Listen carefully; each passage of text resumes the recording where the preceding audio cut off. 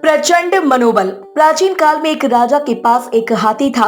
उस हाथी पर चढ़कर उसने कई युद्ध में विजय हासिल की थी।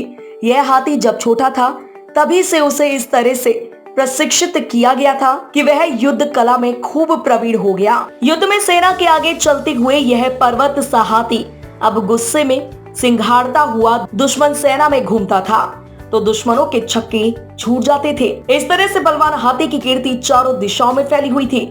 धीरे धीरे समय के साथ वृद्धावस्था की ओर बढ़ने लगा। उसकी चमड़ी ढीली हो गई। उसकी जवानी का जोश और पराक्रम जाता रहा। अब उसे केवल हाथीशाला में ही रखा जाने लगा।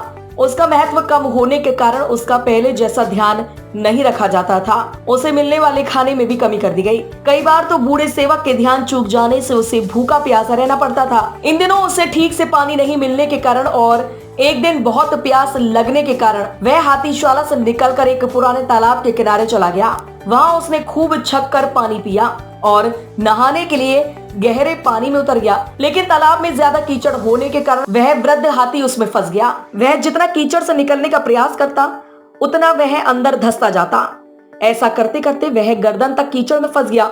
वहाँ आसपास के लोगों ने उस हाथी को पहचान कर उसका समाचार राजा तक पहुंचाया। राजा ने तुरंत ही उसे निकालने का आदेश दे दिया। लेकिन बहुत प्रयासों के बाद भी वह हाथी को नहीं निकलवा पाए। उसी समय सभी उसे मौत के मुंह में जाते हुए देखने को विवश थे। तभी एक मंत्री ने राजा को एक युक्ति सुझाई। राजा ने हाथी को निकालने वाले सभी लोगों को वापस बुलवा लिया। अब सारे आदमियों को युद्ध सैनिकों की वेशभूषा पहनाई गई और वो सभी वाद्य यंत्र मंगवाए गए जो युद्ध के मौके पर काम लिए जाते थे।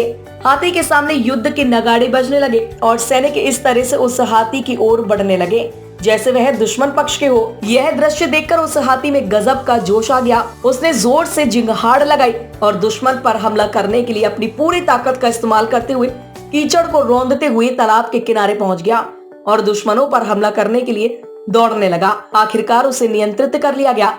इस तरह वह हाथी अपने मनोबल के कारण अपनी जान बचा पाया। तो इससे ये शिक्षा मिलती है दोस्तों, जिसका मनोबल जाग जाए तो वह कमजोर और असहाय होते हुए भी असंभव से दिखने वाले कार्य कर दिखाते हैं। मनुष्य की सारी सफलताएं उसके मनोबल पर निर्भर करती है। अपने प्रचंड मनोबल के दम पर वह हर लक्ष्य को प्राप्त कर सकता है। इसलिए हमें भी कभी अपना मनोबल कमजोर नहीं पड़ने देना चाहिए।